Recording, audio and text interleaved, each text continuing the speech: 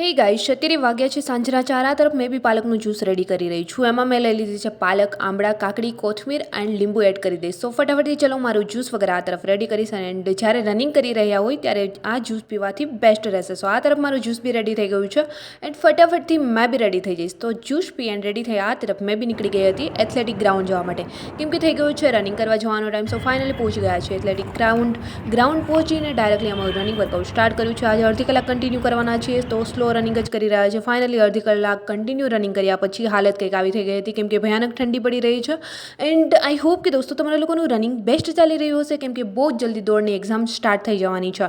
So finally આજનું running workout finish કરી અમે લાસ્ટ કરીશું સ્ટ્રેચિંગ. અમારું રનિંગ તો બેસ્ટ ચાલી રહ્યું છે એન્ડ અમારો ટાઈમિંગ બી પ્રોપરલી આવી રહ્યો છે. ઘણા લોકો કમેન્ટ્સ કરી રહ્યા છે તમારે કેટલા ટાઈમમાં રનિંગ થાય છે. 8 મિનિટની અંદર મારું ગ્રાઉન્ડ કમ્પ્લીટ થઈ રહ્યું છે એન્ડ આઈ હોપ કે તમારું રનિંગ છે બેસ્ટ ચાલી રહ્યું હશે. એન્ડ આઈ હોપ કે આજનો મિની વ્લોગ બી પસંદ આવ્યો હશે. પસંદ આવ્યો છે તો વ્લોગને લાઈક, કમેન્ટ, શેર, સબસ્ક્રાઈબ જરૂર કરજો. જલ્દી મળીશું.